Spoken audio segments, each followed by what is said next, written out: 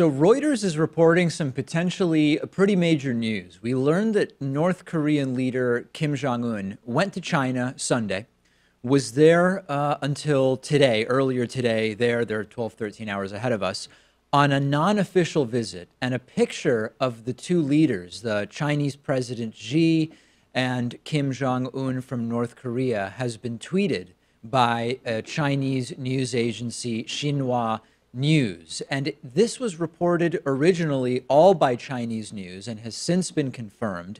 And as far as is known, this is the first time that Kim Jong-un has left North Korea since he took over power about 7 years ago in 2011. And according to China, while in China, President Xi and North Korean leader Kim Jong-un have negotiated a pledge from North Korea to denuclearize the Korean peninsula. And you will soon see why that language, denuclearize the Korean peninsula, not just denuclearize North Korea, is very, very relevant language for what may be in Kim Jong-un's mind here that goes well beyond just being semantics. And this reportedly took place during a meeting between the leaders of the two countries, and the immediate reaction was, this must all be BS.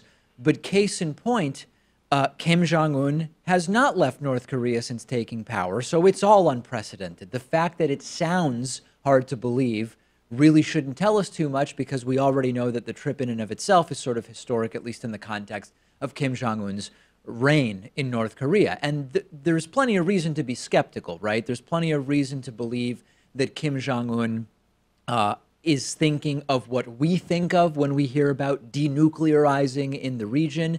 But the fact that this might be a thing is more than enough reason to talk about it and take it seriously.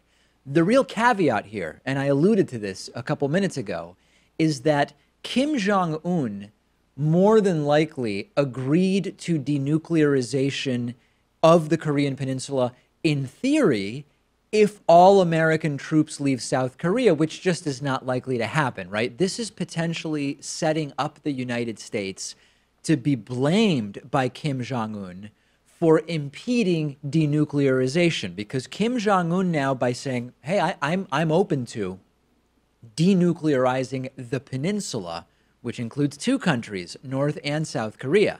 What does that mean in terms of how we should interpret it? Well, the United States military, being the military of a nuclear nation, has a strong presence in South Korea. So what Kim Jong-un, I believe, is effectively saying here is, I'm willing to denuclearize North Korea if South Korea is willing to denuclearize, in the sense of getting all military from nuclear nations out of there, meaning United States troops have to go. And it just seems very difficult to think that that's going to happen. And in fact, it's very likely that this is an attempt, not a stupid one, by the way, by Kim Jong-un to take the high ground politically while he can, because there's this window here where it appears as though we are going in the direction of talks that will involve North and South Korea and the United States, potentially at the end of May of this year, just a couple of months from now.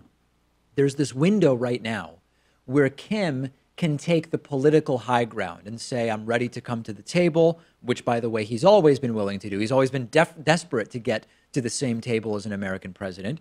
And I'm willing, conceptually, in theory, to agree to denuclearize the peninsula, which would more than likely require the United States to go. They meet, South Korea and the U.S. and North Korea says, hey, we want peace and stability. Let's have all nuclear powers leave the peninsula. We will denuclearize and U.S. troops must leave. Trump overreacts, says no, and then who knows what happens. And in the interim, of course, Donald Trump, completely predictably, on Twitter, pushing this as sort of a victory, something unique that he has been able to achieve, tweeting this morning, for years and through many administrations, everyone said that peace and the denuclearization of the Korean peninsula was not even a small possibility.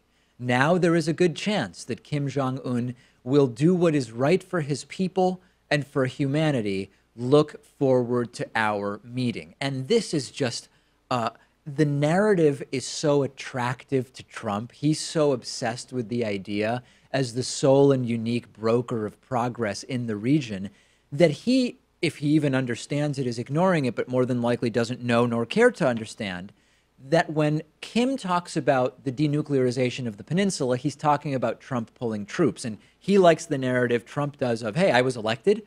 All of a sudden, Kim Jong-Un might do what is right. It is more than likely that Kim Jong-un is at least on the path of playing Donald Trump here. And of course, Trump's just not knowledgeable enough to understand what it is that Kim Jong-un means by the denuclearization of the peninsula. Yeah, presidents always take and receive credit for favorable world events, even if they had little to nothing to do with it. Right. But I think if there was an exchange where Trump is obnoxious, but North Korea decides to denuclearize, and it turns out the whole peninsula decides to denuclearize, that's good for us, I think, in the end. Yeah, I mean, I guess. I don't know. It's just that would include Trump saying, yeah, we'll pull all of our troops more than likely, and that's just not going to happen. Here's something different and very, very funny. Today's episode of the show is made possible in part by the Donut Trumpet Tycoon real estate investing game, which is a hilarious mobile game for Android and iPhone.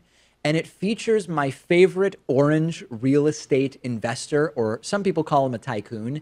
And the entire thing is a satirical commentary on capitalism, on Donald Trump, on the real estate industry.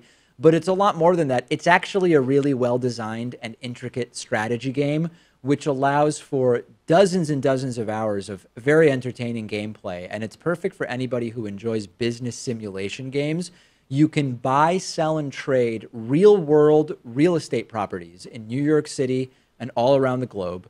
You can even buy real-world properties near where you actually live using your phone's GPS.